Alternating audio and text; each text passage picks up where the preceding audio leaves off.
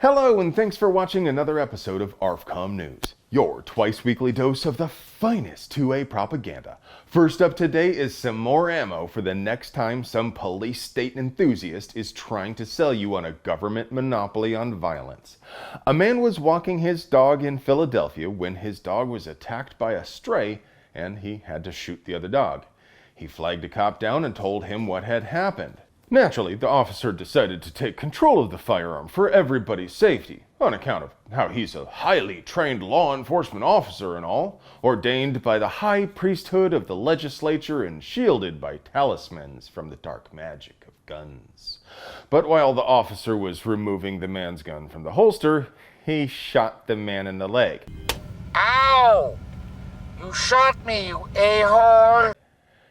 I'm not saying I'm surprised, but I gotta be honest, I never even considered the potential for Glock leg on someone else's leg. Officer James Edmiston has been placed on leave, and the man he shot is in stable condition. So what's the takeaway here? Be careful out there? I mean, it's not like this guy could have done anything differently to avoid being shot other than, not reporting it in the first place. Is there a legal duty to report the shooting of a nuisance animal in Pennsylvania?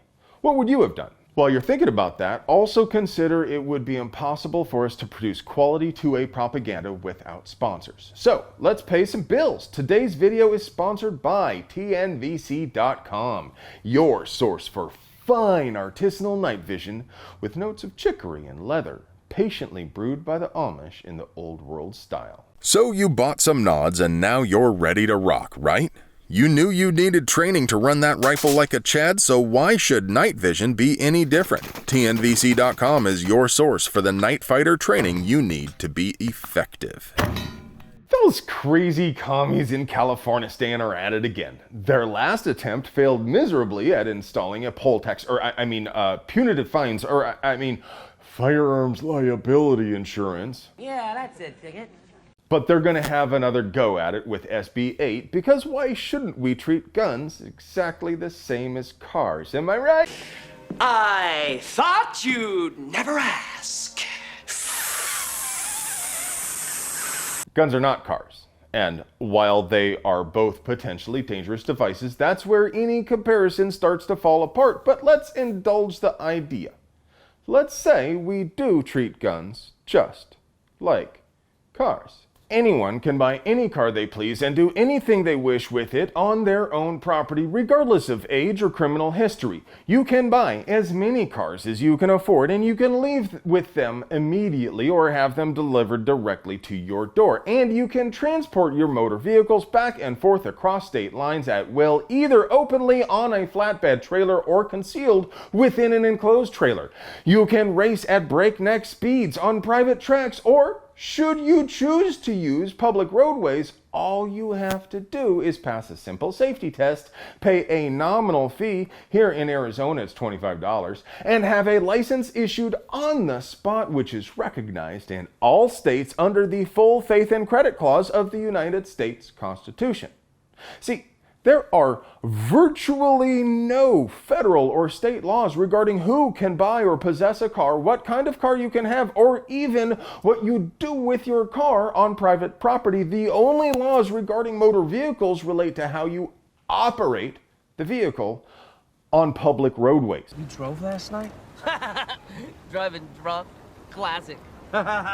So, to even start treating guns like cars, that would mean no more background checks or age limitations. It would mean no restrictions whatsoever on what guns you can have. It would mean using tax revenue to build and maintain ranges, and the only laws regulating guns at all would regulate the discharge of firearms in public places.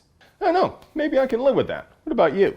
The time has long since come for Congress to do their job and stuff that genie nobody likes back in his bottle, and the House Judiciary Committee took a big step in that direction by passing H.J. Resolution 44, which invalidates the ATF's pistol brace rule. Of course, It still needs to pass both houses of Congress to take effect, so I want you all to pitch in and do your part to get this pushed through. Please pause this video and take just a moment to call 202-224-3121 and ask to be connected with one of their fine barrel-aged politicrators. Tell them that regardless of how they feel about guns, it's their job to write law, not the ATF. Tell them the ATF shouldn't be allowed to issue multiple, arbitrary, retroactive, and conflicting opinions, making a felon of people who acted in good faith at the time. And those opinions shouldn't be treated as if they have the force of law. Then, when you're done watching this video, flip over to C-SPAN or one of the other PewTubers, because the House Judiciary Committee will also be questioning the director of the ATF about that same brace rule right about the same time this video publishes. You are not going to want to miss that, because old Steven here has never been issued a gun, admitted he is not a firearms expert, and can't even say what he thinks an assault weapon is, but he definitely knows he wants to ban them. Some men may frown on my taste for blood sport, but I have to confess there are few things I enjoy more than watching a useless bureaucrat get grilled by Congress. If you're in Ohio and looking to stock up on 5.56, there might just be some really good deals soon. 160,000 rounds of Winchester 5.56 training ammo purchased by the Columbus, Ohio Police Department was stolen from a warehouse. They caught the two dudes who they think stole the ammo and the trucks they used to haul it, but they didn't get the ammo back. So they're asking for your help. They say they aren't planning to arrest anyone who thinks they bought some, but they also didn't say whether they would let you keep it. The problem for the investigators is that as soon as the shipping materials were discarded, there'd be pretty much no way they could prove an individual case or box of ammo was stolen. You could only say it came from one of the lot numbers that was included with the order. Winchester might be able to give them a little bit more details, but who knows how many boxes of ammo are made in a given lot? No, really. Do any of you know what's typical for how many rounds are produced in a given lot? And now, for your moment of zen. Let's rock!